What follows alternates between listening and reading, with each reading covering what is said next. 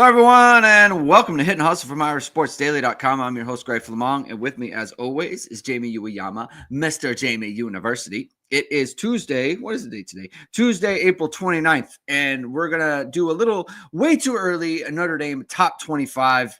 Jamie, I saw all the way too early mock drafts coming out, and I thought, you know what? Why don't we do the top 25 for Notre Dame's football team? It's too early. We're going to have to change this eventually, probably at some point. But it's a good conversation just to kind of kick around where we think the team is and their top players and everything coming out of spring. Obviously, as we get fall camp and we get closer to the season, we can amend this list. We'll probably do maybe two others, right? As we get into the season. So talk about that. Talk a little draft and anything else that comes up. So. Thank you, everyone, for tuning in today. If you like what you hear, please hit the like button. Please hit subscribe. Please hit the notification bell. So whenever it is, we are going live. And I do want to say thank you to all the people who, like, when we post that the show's coming on, who like the post, who share, retweet, repost, whatever it is now. You do that, you spread the show. I really appreciate it. Some people do it all the time. Doug Wheeler's on it all the time. Obviously Jamie's always reposting, but look, if you're doing the reposting and that things of that nature, we really appreciate that. Just as a small little thing that you can do to grow the show. We appreciate your efforts that way. And as always, the show is brought to you by ESQ Clothing, founded by Notre Dame alum Ge Wang. You've seen ESQ on all your favorite Notre Dame players and coaches. With over a decade of making the best custom clothing available, ESQ will help you look and feel your best in 2025. From a perfect fitting suit or sport coat, shirt or bomber jacket, or the perfect tuxedo for wedding season, check out Ge's amazing work at ESQ Clothing. Book an appointment to upgrade your wardrobe today. Mention ISD and get 10% off your entire purchase. That's ESQclothing.com.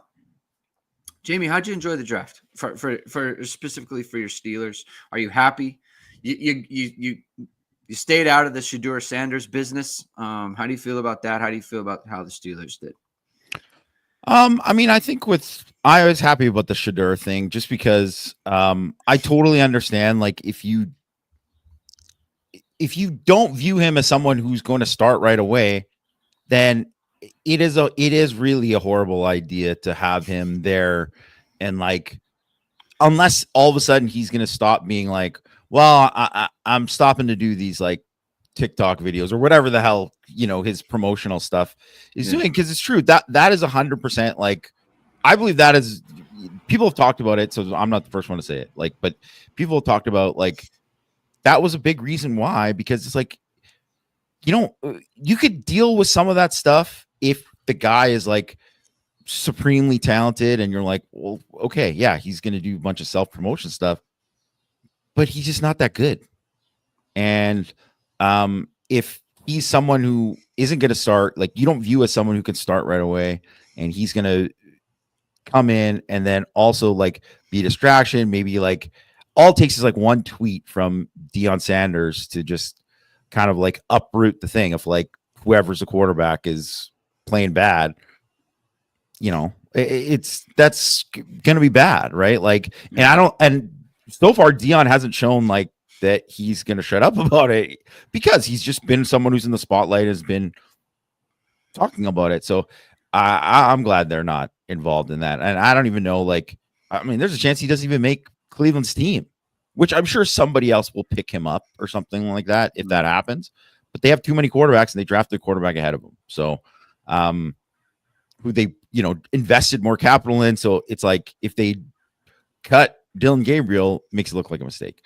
I think Steelers wise, I was happy with their draft, but I can't be happy with, like, I do think, like, Will Howard in, like, as a late round pick, like, I like him. I think he's a guy that if you said, like, one day he could possibly start games in the NFL, I think that's possible. Like, if he plays like the guy that played in the college football playoff at the end, if he plays, no one has ever played that well against Notre Dame, how he played in the national championship game. Yeah. Like, against Al Golden's defense. Yeah. There hasn't been a quarterback that ever played that well. Even as good as Caleb Williams was, so many of his great plays were off script Right. game. Like on script of just him making making making the throws when he needed to. He was fantastic in that game. And he was really like a top 5 quarterback in college football last year.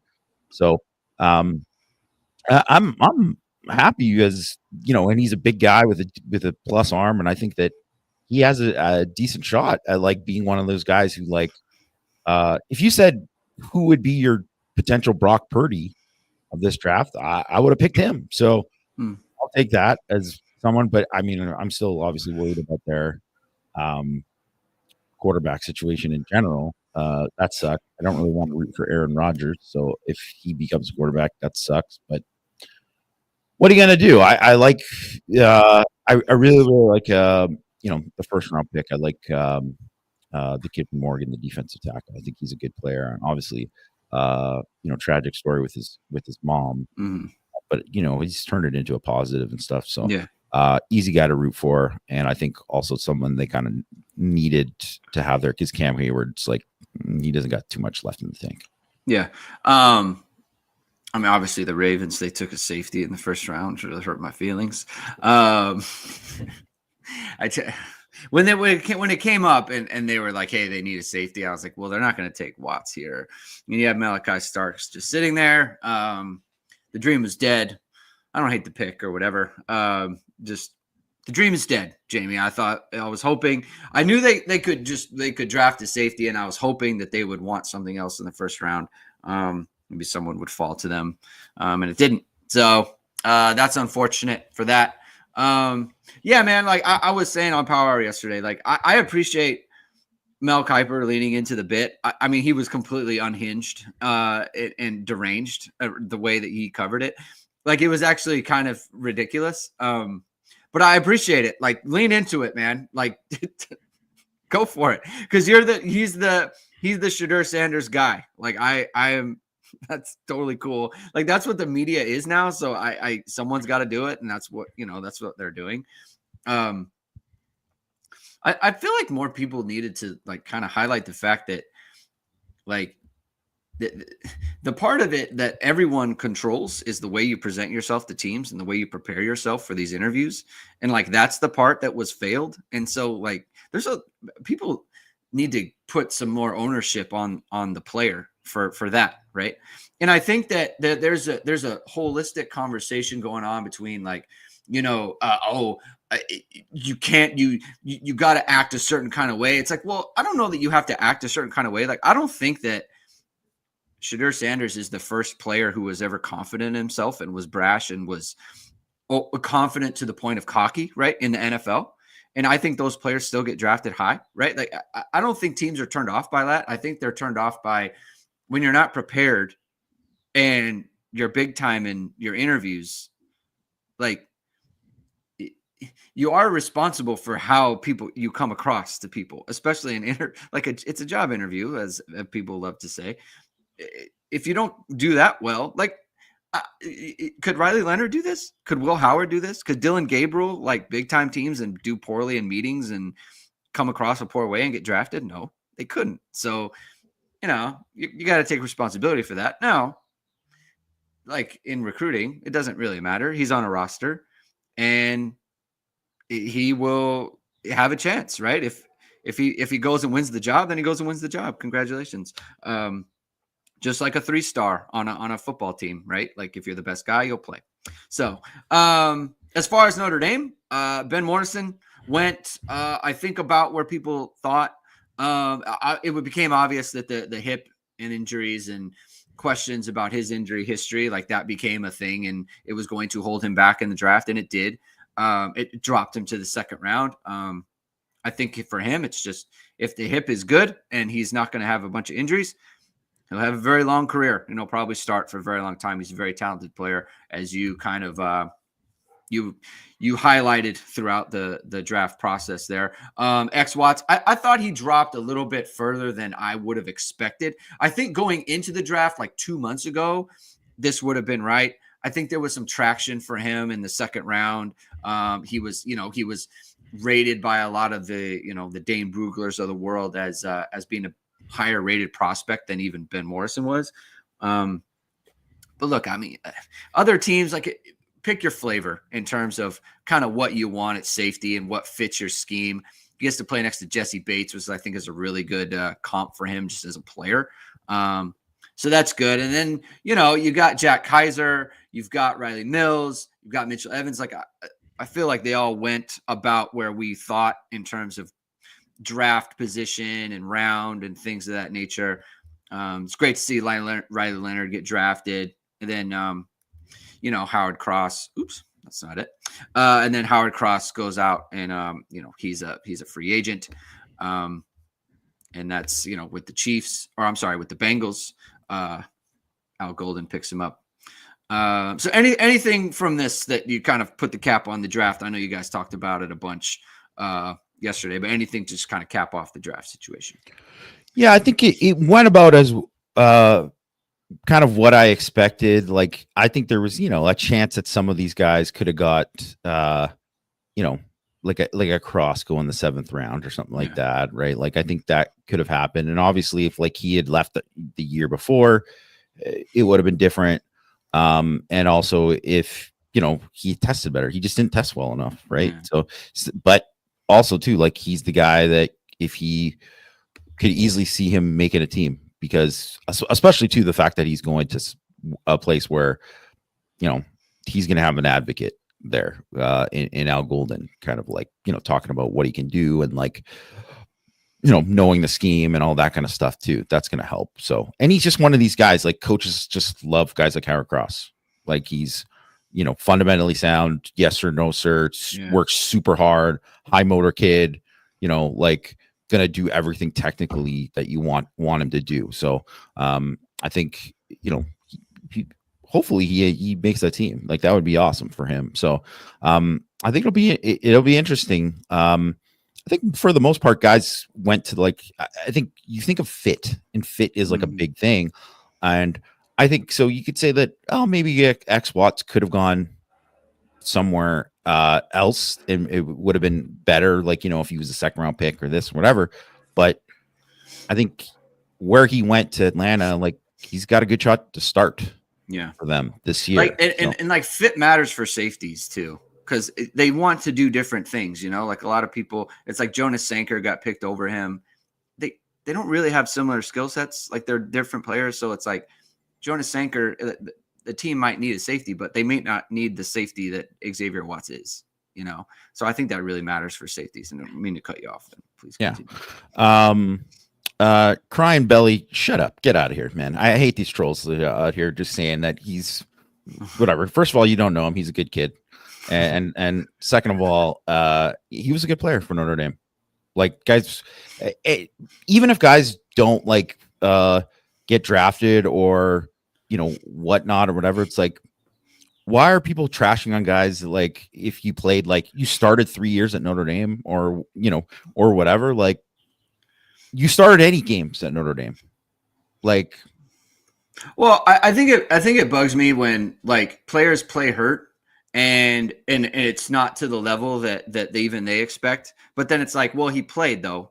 Like, he could have just not played. Yeah. Like, yeah.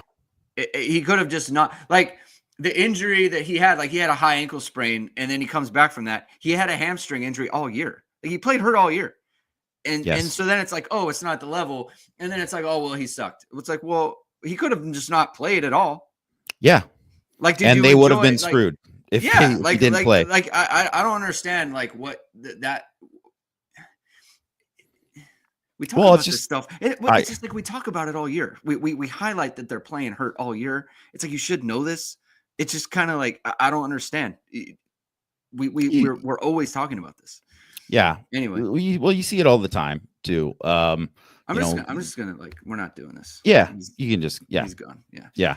Well, I mean, it's just it's stupid too, because there's just a lot of guys too. Like, first of all, I don't even know what he's talking about. He's sourcing the media. I'm going to tell you, Howard Cross isn't somebody who's, like, openly friendly, talking with people. Like, what is going on here? But I think there are very few players that are like actively like talking to media. I'm just going to tell you that. That's not. It's just not a thing. Like, I don't know. It's a very small number of people who've like people have been friendly with them from recruiting, and that's about it. Like, it's not a thing. And I can tell you this too. Like, Howard Cross's dad isn't like, former NFL tight end Howard Cross, the second, isn't talking to a lot of people. So I don't even know where people come up with this stuff. Just random conspiracy theories. Hey, have fun. We're moving on. It doesn't matter. Oh, you were talking. That's no. Go ahead. No. So he could, look, he played hurt. I think he's honestly like he's going to make it with the Bengals. Like, he's a good player. Like, he came as a lower rated player to Notre Dame, and he made his way for himself. Like, he's going to make the team, in my opinion. I just would count on that. But look, he got hurt. He didn't test very well. He's not very big. He doesn't fit the measurables. It doesn't lend itself, and he didn't have a huge season. So, I mean, the other thing is you look at it, there's guys like, so Jordan Clark, there's another example too, right?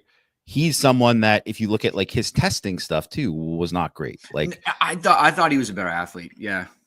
His testing stuff was not great. But he's a good football player. And he's someone that I think that if he gets into that camp, like he could go and like make some plays and like surprise people and have a shot at making the team, or like be on the practice squad or whatever, and then just kind of work his way up.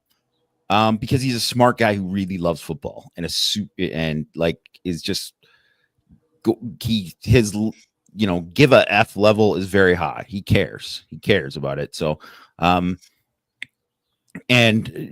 if you're looking at, say, like someone like, perfect example, Matthias Farley played in the league for a long time. Yeah. A long time, started games, like was not someone who was like, didn't get drafted, wasn't somebody that was like even considered to be someone who would have had that kind of career. And he played a lot longer than a lot of people.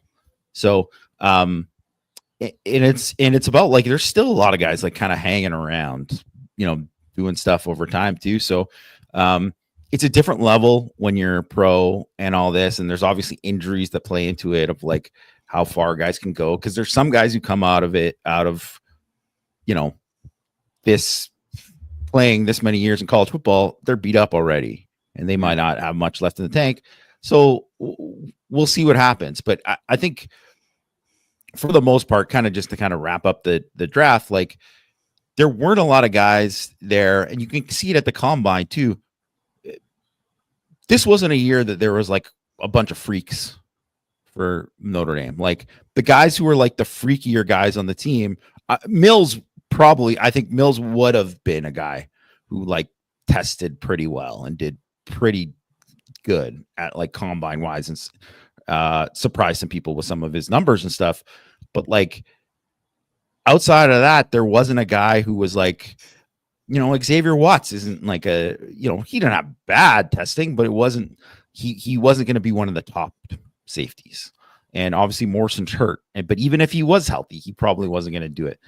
And I think you're going to see more of that with some of these other guys, like coming forward. You'll see a lot of more guys that are like kind of freakier, just in terms of where they're at and how they measure. But it also just says too, it's like sometimes guys are just good ball players, and like guys get drafted because they're good ball players, and film matters and should matter. Yeah. All right. Let's go on to the top 25 Notre Dame football team. This is honestly, you texted me like it was very hard. And I found it hard too, because, and you made the point, like, if I didn't know my own list, I could remake the top 25 and it would look totally different. But we're just going to throw it out there. Caution to the wind. We're going to rank 1 to 25 instead of going backwards 25 to 1. I feel like that might be a better way to do it here. So let's start with Jamie's 1 through 5.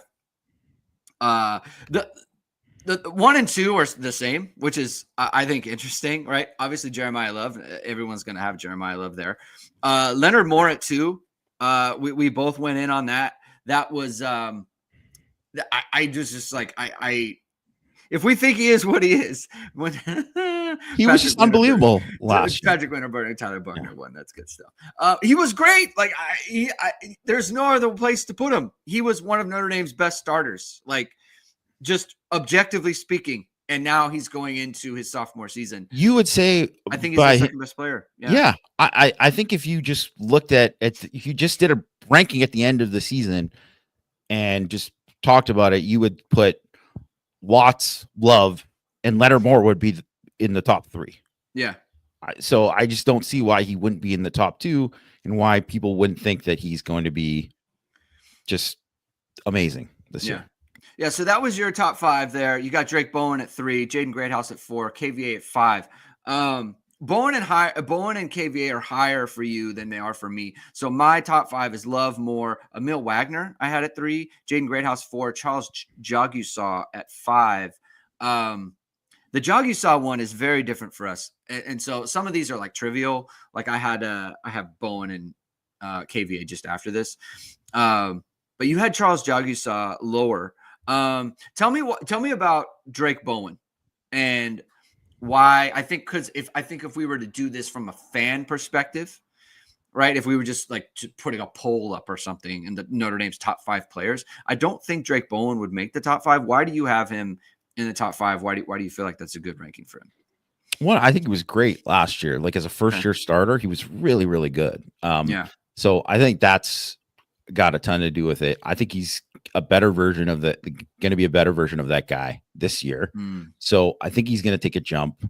I know that he is going to be the Mike linebacker. Like he is going to be the guy who plays, probably the most snaps of any linebacker on the team, right? Like, so it's kind of like a little bit of like the floor is like extremely high with him. So that's part of that reason that he's there. I'm not saying that he'll like end up as the 3rd best player on the team, but I just kind of feel like if I'm going out of the spring right now, he's a guy that I think you can count on. He's going to be one of the top defensive players on the team. I think he's going to be super productive. I think he's going to be just a little bit better of a pass rusher, even though he did pretty well last year. I think he's just going to be a little bit better in every area and just be more of a playmaker. So I think he's going to create more havoc this year. And I think he's just a smart guy who just learns and gets better and better too. So and definitely like as an athlete too, he does not get enough credit for like, I mean, I just look at that play that he made in the national championship game. Incredible play. Like if forcing the fumble, if Notre Dame came back and won the game, that is a play they would replay over 1,000,000 times. Like I can't even believe they didn't highlight it on the broadcast. And that's like on the spotter to kind of do that. They should have like went back and showed incredible because he was blitzing. Like he's behind the play. Like he's the furthest away from the play when the ball crosses the line of scrimmage. Yes. So it was just an incredible hustle play. And then also just like, you got to go and make that play and punch that ball out. Yeah. So, and I mean, obviously it's not just that play either, right? Like there's a bunch of stuff, but like, I just feel like that is a safe thing where I don't know if he's going to end up being the 3rd best, guy on the team or whatever, but I feel confident he's going to be like, anywhere from 3 to 8 or something in the season. So I just kind of felt like that's like a safe way to put him there. I do believe that it seemingly is to be like the 3rd best guy. Yeah. He's going to be a captain. Like I'm very confident in that as well. And so you feel like as a captain, like he's going to be on the field a ton, right? Like there's going to be a lot of room for him to kind of be out there and being a major part of it. Like I think I have him at 6, right? Is it? I have him at 6. So it's like I have him right there for the same reason. I wanted to go with I felt like Wagner and Jagusaw. Like Jagusaw is very like projection-y. Like he hasn't really started that many games, right? At all. I think I was so impressed with him against first Penn State and then Ohio State, just playing kind of the different roles, and just being able to just jump in there and be a solid player for Notre Dame. And just, it was kind of like Blake Fisher, just like coming off the bench and just performing as well as he did in that Fiesta Bowl that Blake Fisher did. So I just felt like for him, I'm just projecting that he's going to be, he's just going to be a very good player. I think he's going to be one of the best players on the line. I think for Emil Wagner, it's just like, again, he played the most snaps on the team. I feel like we, because of, Jagusaw and how he's kind of newish to the lineup, and the prospect of Gerby Lambert, like there's been so much talk about the other positions. Like I feel like people lose sight of the fact that Emil Wagner could take a big jump in 2025 and be like one of the best tackles in the country. I just feel like that's on the table. I feel like he's like a mainstay. He could be a captain. Like I think he's a captain candidate for Notre Dame. So, that's in play. So there's a kind of a lot going on with Emil Wagner there. And then I think Greathouse, there's not really, he's one of the better players on the team. I feel like the way that he ascended in the semis and in the championship game, it just lends itself to him kind of taking a leap. We know he's hungry for it. We know that he views himself as that type of player, right? Going in, he's an upperclassman now. I just think there's a big chance that he makes a huge jump next year and is a top player for Notre Dame. Can he be the wide receiver one that he has been? For you, Jalen Sneed from 6 through 10, you have Jalen Sneed, Eli Raridan, Emil Wagner at 8, Bryce Young at 9, Boubacar Traore at 10. Jalen Sneed, top 6 player. It's interesting because you obviously think a lot about the linebackers position. This is your third linebacker in the top 6 here. So obviously, what kind of a role do you envision for Jalen Sneed next year? Are we talking like, 400 or 500 snaps, right? And rather than like 300, 250, 300. How big of a role do you kind of see him playing next year? Yeah, that's how I kind of see it. Like he's gonna have a bigger role and he's gonna play more like every down, I think, and still be like obviously a factor on sub packages. And I think that's gonna be a big part of it. But I also, because we didn't talk about KVA. We can talk about him when he comes up on your list. But like, yeah, I just thought like there's a very good chance that like Jalen Sneed is the starter there, and KVA is like technically like not a starter. So I and then I'm like, okay, well I'm gonna put KVA above Sneed because of that, and I really think like they're both guys that are going to play a lot and make a ton of plays and like also be like involved in like sub packages. And I just really think that I think Sneed, obviously it's been documented. He did, he added a lot of weight. He looks different, but he still looks extremely fast and twitchy. I think he's going to be a menace this year. And I think too, he's one of these guys. It's a contract year for him. Yeah. Like he is going to want to have a monster year, and I think he is going to have that. I think this is going to be I don't know if it's ever going to be like all-American type of year, but he is going to be a factor where he's going to be like a playmaker that when they go into games and you're playing these games that are like not on NBC, or like when they're playing in these big games that are like, the big primetime games, they're going to be like, where Jalen Sneed wasn't really a guy who was like brought up a lot. I think they are going to bring him up a lot this year. So I just think he's going to be a guy who's going to create a lot of havoc. And I think that's kind of why that I kind of put him there. And I also kind of wanted to kind of flood the zone a little bit at linebacker because like you said, like I really do like the linebackers. Like I think they're all really good. And it's also too, like I almost didn't, I mean, we'll get into it later, but like I almost didn't include Jaden Osbury because I kind of feel like he might be not as much, like play a little bit less than that top 3. But still, I think he's a pretty good ball player. So I didn't want to like completely take him off. I just think they're really loaded at linebacker. Yeah. He's Osbury's one where it's just like if he hits the weight room hard, that it could completely change. Like that's one where we both have him pretty low. That's one where it could be a big deal. I think Jalen Sneed, like people are talking a lot about the culture and wanting to stick around. It's kind of stunning that he's still on this team, just in the trust that he has in Marcus Freeman and his coach, right, the linebacker coach. Why can't I? It's Max Bola. Like he obviously the belief that he has in him. Like you said, it's contract year. Like this is a huge year for him, and he stuck around Notre Dame. And they have a plan for him, and he trusts in that plan. Like to me, that's huge, right? It's just a big deal. You have Boubacar at 10. We'll get to him in a second. So this is my top 10. Drake Bowen at 6, KVA at 7.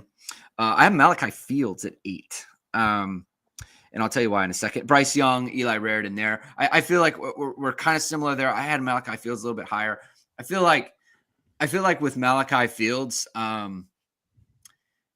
it's just like if he was – I feel like because he hasn't done it at Notre Dame, we don't really know where to put him. But I feel like if he was doing the numbers at Notre Dame and he was a fifth-year guy coming in, he would easily be a top 10 player.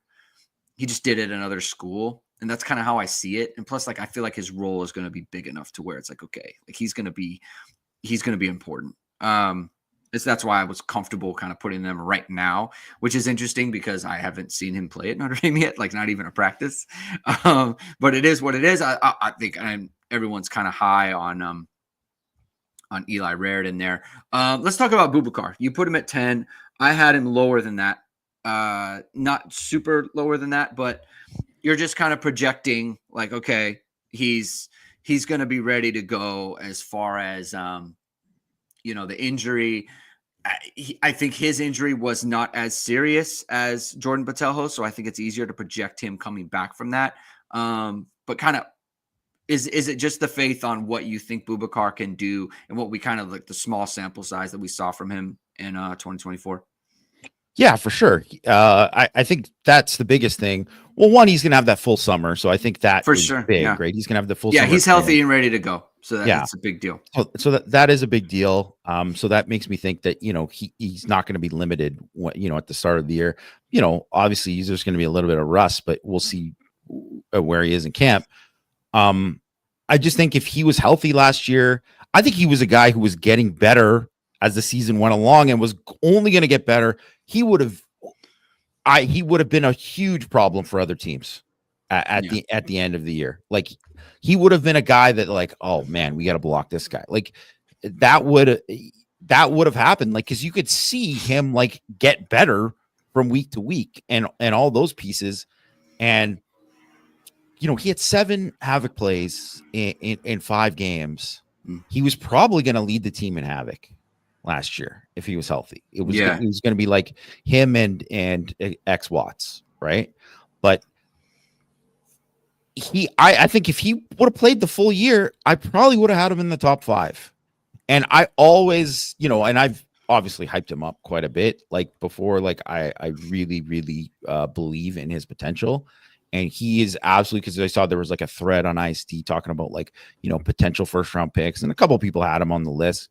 He is that kind of potential. And I'm not saying that it will happen, but that is on the table for him. If he comes back, and I think he probably, now that he only played, less than half of a year or whatever, he's going to need to play like 2 full years for that to happen, right? Like, so if he decided to leave after this year, no, it's not happening. But like, if he has 2 full years, I think by then he could be a first round pick. Like I do believe that's on the table for him. He has that kind of ability. There's just some guys just have like the rare ability to have like the twitch and the be able to like the reactive athletes, the length, all that kind of stuff. Right. So I really just think that he's got, sky high potential. And that's kind of why I wanted to get him in there. I specifically, I had it in mind right as soon as you sent the list. And I'm like, I want to have him right at the edge of the top 10 right there kind of thing. Yeah. Cause I think like, I didn't want to like, not mention some of the guys that I mentioned already there or have them ranked there because, there's a little bit more known because obviously those guys went through spring. But I just really feel like, his potential is sky high. Yeah. And it was right away, which is a good sign. Like as soon as he got on campus, it was like, oh, there's something here that we can build on, and the coaches were excited. So there's reason to believe that once he's healthy, he's just going to pop into that top 10. Your 11 through 15, Jadarian Price, 11, Jordan Botelho, 12, Adon Schuler, 13, Billy Strouth, 14, Malachi Fields, 15. We'll go to mine, and then we'll just kind of go back. I had Adon Schuler, 11, Boubacar, I had it 12, Jadarian Price, 13, Billy Strouth, 14, or 14s were the same. Jalen Sneed, a little bit lower. For me, it's just like I need to see it from Jalen Sneed a little bit more than just reports from practice.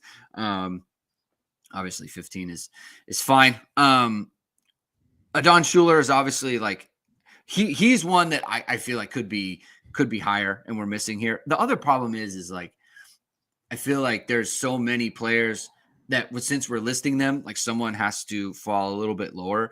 I feel like there's so many players that are just kind of in the same tier. Like if we were to tier it, I feel like we would have.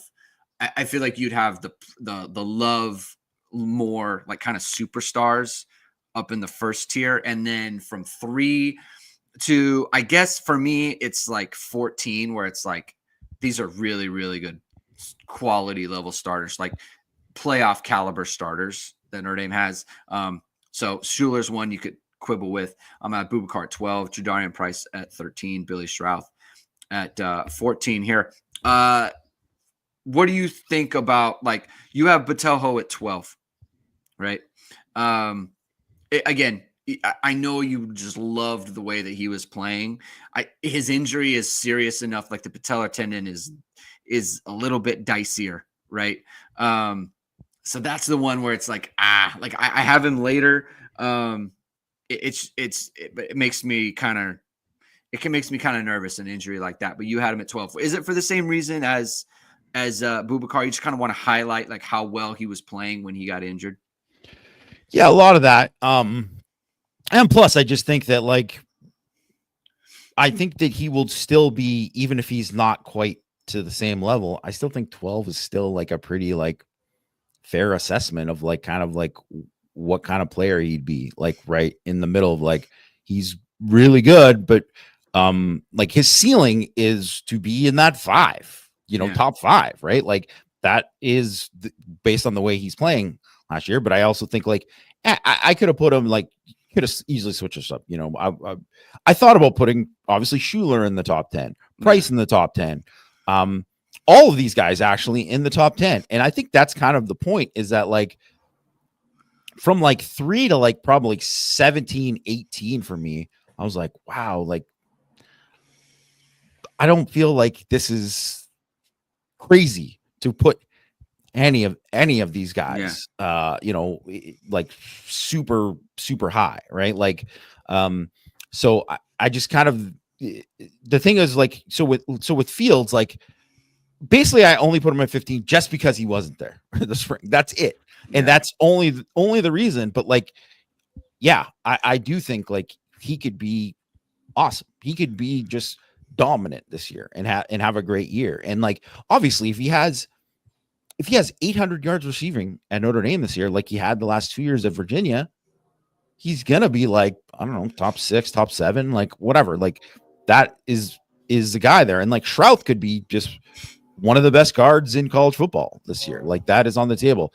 Schuler, I think, obviously had a good spring and all that too, but he could be one of these guys who's he's already taken a jump. He's gonna we'll see the kind of jump that he takes throughout the year. But even if just he's the exact same player that he was last year, he's still probably fringe top 10 or whatever, right? I think this is why it's hard, because they got a lot of good players this year. And there's a Yeah. lot of we that I think if you said, like, yeah, when we're talking about tiers, there's a lot of guys that are in the good to very good that could make the jump up a tier, right? Yeah. Or two for some of them, right? So that's kind of like how I kind of looked at like all of these guys, really. Yeah.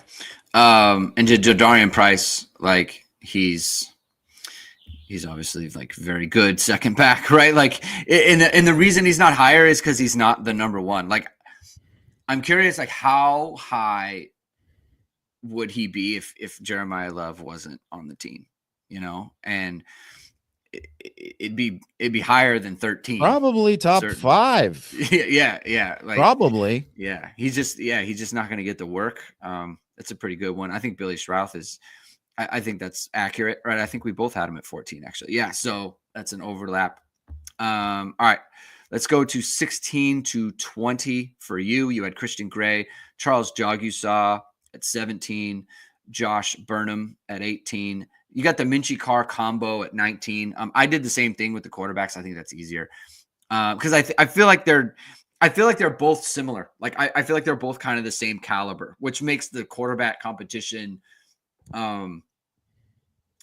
so I guess captivating, I guess, or like so close is because I don't know that one is truly better than the other one. Like probably just on the margins. And I feel like it slots neatly the same as wherever you have them on the team. And then you had Anthony Knapp 20. Why Jagusaw a little bit lower than what I had him there? It just you just need to see it first. Is that kind of what I think I just want is? like I think everyone is kind of penciling him. It's like, oh, he's going to be elite this year. And I mean, I think he very well could be, but I still think like when I saw him in the spring, and it's not to say he looked bad, he looked good, but like I saw things I was like, he looks like a guy who hasn't played that much still. Like there's still things that he doesn't look like the guy who's like, oh man, or I would say Wagner, where you're like, he played all those snaps and it's like, I think that is going to help propel him to that point. And I think with Charles Jagusaw, I could see it being more of a slow burn where he's good against, the first 2 games where they're going to play, obviously tough competition against Miami and Texas A&M. And then all of a sudden by like game 8, you're like, oh, he's killing dudes, like just playing lights out. Like just, he is playing like one of the best guys there. And because I think you kind of just need that. Like he just hasn't really played that much ball in his first 2 years. Right. So I think that's really the only reason that I had him there. And but believe me, I thought about putting him like, I was like messing around. I'm like, should I put him at 9? Like, I don't, it's that much of a fluctuation there, right? Of where he could be. So I don't want people to take it as like, I'm not high on Jackson. I'm super high in what I think he's, gonna be. I just basically, it was more about like, kind of like, it was hard for me to just not put some of the other people where I put them. So I just was like, I guess I'll just put him here for now. And that's why I did, like, to me, he's like kind of the cutoff there of like being like, oh, that 17 is like, man, all of these guys could be just like super high caliber dudes for Notre Dame this year. Which is why like it's really impossible not to really like the team, like, and what they can be when you have that many guys who have the chance to be good. Because I think there was like far less of those guys last year, and they still had a decent number, but not even close to the same number this year. Yeah, I mean, you're really splitting hairs after a while, with these guys, and where you slot them. It's just like a feeling that you have one way or another. For me, I got Christian Gray at 16. That was a match. I have Carr Minchie at 17, Anthony Knapp 18. I had Botelho here at 19. I had Faison at 20. I think Faison is a guy that whatever you think of Will Pauling, and I believe that Will Pauling is a viable player for Notre Dame. Like I think he's gonna be good, and I think he'll work out. Like Faison to me just has the he's been at Notre Dame and he's made plays for Notre Dame, and I feel like when it comes to it, he's the one they're going to want to go to in crunch time. And so I trust him because I think the coaches trust him, and he's done it in big games. Like he did it in the playoffs, right? He's made big plays in the highest leverage moments that Notre Dame's been in, and they've won, right? So I just think he's going to be up there as much as like Will Pauling is a threat to his minutes and his time. I just think he's one of these guys that's just going to find a way to, be a major factor for Notre Dame. And you didn't have him in your top 25. What is it because of Will Pauling? Is it simply because of the threat to him being on the field there? No, it wasn't even that. I didn't think that he deserved to be in. I just said there was just like too many guys. And so he was like literally the 26th guy for me. And I kind of wanted to reward some of the guys that were like, I think like had really good springs and like think, so, I mean, we'll get into them when you show up the next thing, but I kind of like bet on some of the guys for sure. Yeah. In terms of ceiling, but like, I mean, even if we're talking about Faison, he's not on the list, but like he could be awesome this year. I mean, Faison's not on the list. I mean, that just kind of goes to show, right? It's not like we don't know what he can do. He could be awesome this year. I mean, yeah. I really think that like, he could be. I do feel like Greathouse. I feel safe in saying Greathouse will be like the top target for Notre Dame. But like, if Faison has more yards than Malachi Fields, I wouldn't be shocked. I'd be a bit surprised, but I wouldn't be shocked. Like, I definitely think that like Faison is going to be like in the top 4 receivers. But I think there's that fluctuation. There you go with that word again. Like where is it going to be? And if he's the 4th receiver, then, well, I'm measuring it up against all these other guys who are going to play a lot more. So, it's tough. It's tough because I mean, as of right now, I would say these are the starters at receiver. I would say Fields, at the boundary, obviously Greathouse in the slot, Faison at the field, right? I think that is probably going to be the starters there. And then like Pauling is probably the 4th guy for me right now, but I think stuff can change and we'll see, where it kind of breaks down. I think 3-4 is interchangeable. Like I think the 2 fields are going to be in and out. Rather like Greathouse, I feel like not. Malachi Fields, I feel like not. I think the fields are going to be like the 2 field guys between Faison and Pauling. I think they're just going to be on and off the field, kind of like similar to last year. I just don't, because Faison is still doing the 2-sport thing. It's hard, and plus his body isn't really built for that, like I'm going to give you 700 snaps. Like he's just not. I think him having the drops last year too. I just want to kind of see. Yeah. And I think to me, that's with him and Pauling, right? Like, if whoever catches the football better, I think is probably going to be the guy who plays the most out of those guys. And also too, if one of those, they really need one of those guys to be like, consistently catch the football better than they have, because then if you do that, then I think if you like Notre Dame has 3 like good receivers, that changes the offense rather than if you have 2, right? Like, so I think that's going to be like probably, that's actually probably something I should write about actually about that, because I think that's something that could really kind of like, if we're talking about like the kind of jump if they make in the passing game, that's going to play a big part. Yeah. It's just like a little change like that could really pump up the ceiling of the of the offense total. You can pump up your social media game by going VSR Media, Jamie. That's what you could do. You could pump that up real quick. Your social media page, your highlight reel, or your small business website, whatever it might be. Go with VSR Media, founded by Notre Dame football pregame host and Emmy award-winning anchor Vahid Sadrazadeh. VSR Media provides professional and cinematic video and photo. Whether you're looking for a collegiate or pro-level highlight reel, have a personal story to tell, or are aiming to diversify and grow your business, VSR Media specializes in short and long-form video storytelling, social media management, and website design. VSR Media also captures professional headshot, senior, and sports photos. Contact them at vsrmediacompany.com. Mention Irish Sports Daily to receive 20% off your first project. Visit them online or give them a call at 574-800-9106. All right. Jamie's 21 through 25. Jason Onye, Tay Johnson, 22. Carson Hobbs, 23. Ashton Craig, 24. Jaden Osbury, 25. And first of all, like I think it's a point of personal growth for you that you didn't include Armel Mukam in like your top 10. All right. Oh yeah, that's. I did not hype him that much. I think it shows something. Top Jamie. 10. And I want to highlight it.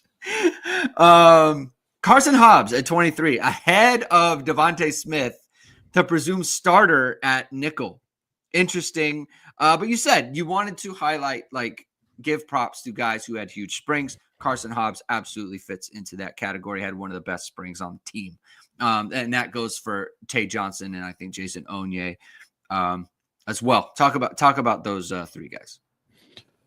Yeah, I mean, I think the big thing with Onye is that I thought he was playing great ball. Yes, you know, very, before you know, he left the team last year. So if he came back this spring and he was bigger, and bigger doesn't always mean better. So I wanted to kind of see what he was. And obviously you only saw so much and there was only that there, but I really thought like he looked very similar to the guy that he was.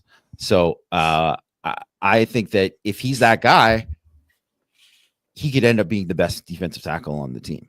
Right. And if he does that too, also, if he is that guy, he's not going to be a high pick because he's barely played, you know, and then that's just one of those things he did, you know, and plus he's going to have like questions about the off field, like, is he okay with his mental health and all that kind of stuff.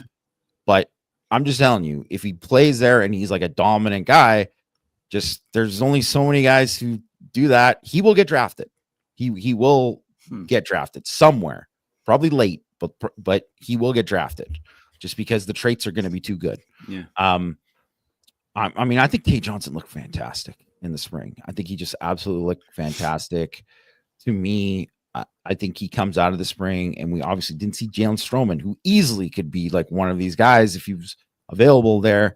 And we just didn't see that much Devontae Smith either. So that's part of it, like why Johnson and Hobbs. But both those guys just look like these guys are good football players. I think they can play this year and help them out.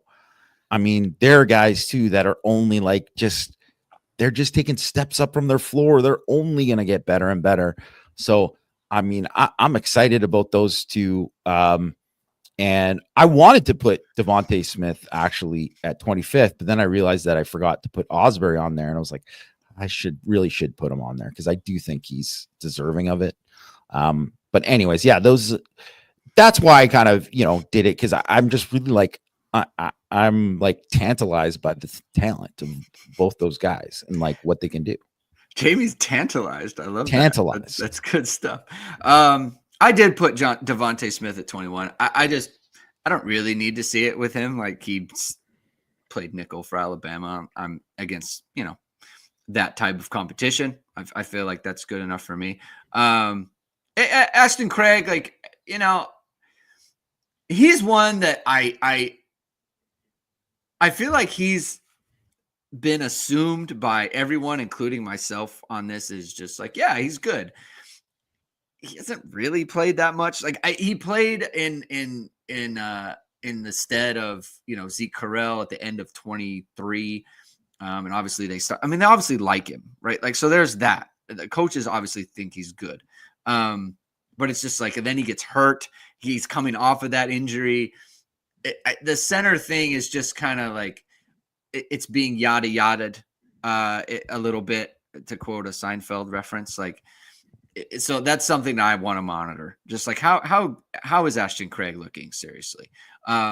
Josh Burnham is a solid player. Jaden Osbury, I like him. Jared Dawson, I think he's going to be. I think he's going to be good. I think he will be the one kind of seen as Notre Dame's best defensive line, interior defensive line guy. Because for him, this is a huge year for him, personally, right? Like he's at Notre Dame. He has a role where it's like he has a clear path to a serious role on the interior. He hasn't really had that at Louisville. There's been such a rotation.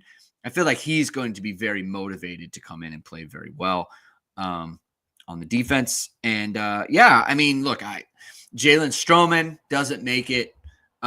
He could very easily make Luke Tolich doesn't make it for me. Like, he's obviously looked very good. And that just kind of goes to show, like, if Luke Tolich and Jalen Stroman aren't making it,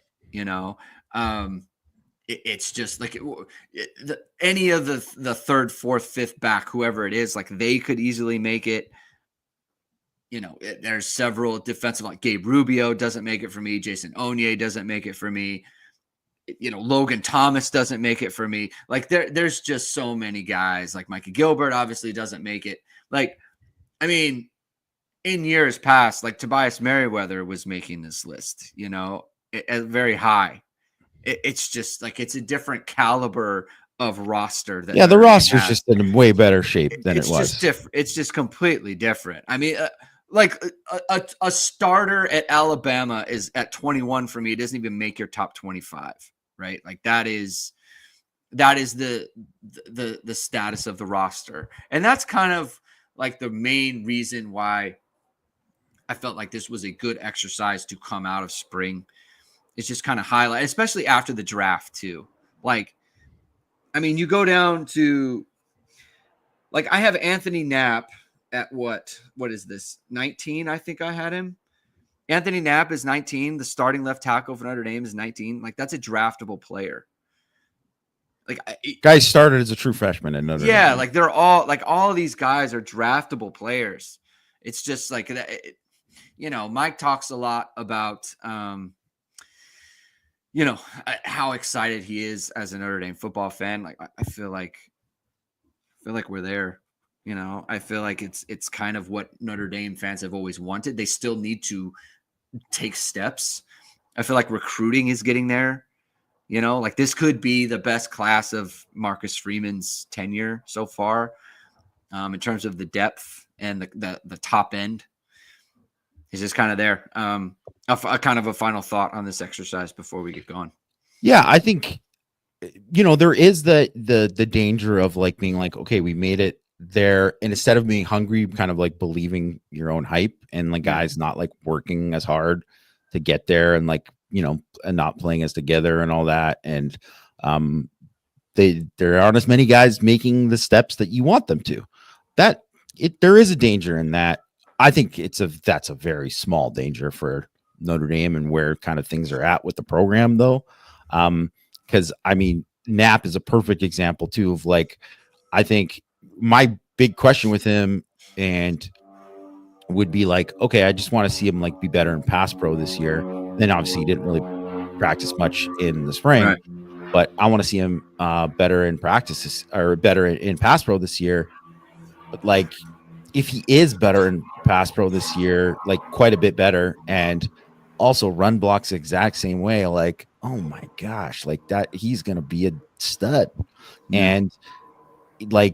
And that really like the 20th or 19th or whatever best guy on the team or whatever? Like, probably not. But then the thing is like, you could argue about all these guys. There's so many there, and just like Gerby Lambert, I don't even know if Gerby Lambert will play this year, but I'm just saying, like, there's been a lot of other years where, would have to throw a guy like Gerby Lambert on the list because you're hoping and praying that he is going to play and do all this. And it's just what they have coming back. And then also to kind of like what you've kind of seen from, because if you kind of came out of the spring and you didn't think that like, I don't know about Hobbs, or I don't know about Tate Johnson, or Jalen Sneed, he's still 217 pounds or something like that. Like there was a bunch of that, but that just wasn't the case, right? That wasn't the case. So where I think, in kind of how you look at it is like where there was a big thing last year where, Bo Collins, it was like they really need Bo Collins to be something. And he was something, but he wasn't like, the heights of what people wanted him to be. Right. He's a starter. It was a good thing that they picked him up, but he wasn't what, they thought he could be. So because of that, he didn't end up getting drafted. The passing game wasn't quite, where everyone wanted it to be. And now, well, not only does obviously Malachi Fields has, better production and stuff like that at his previous stop, they don't have to rely on, it's not even like make or break for a guy like Malachi Fields as it was for like a Bo Collins last year. And I think that's kind of, where they're at with a lot of this too. Where like, I do think like, I'm not going to feel bad if like I didn't put Jared Dawson in this way too early, top 25, because I do think he's going to be really good. I just was like, it was impossible to kind of like pick out who was going to leave off or whatever. And I was basically just choosing between, well, I'm either going to put him or Anya in this kind of bottom 5 here. But like, I think, where before too, you would have said like, man, they really need Dawson to be great.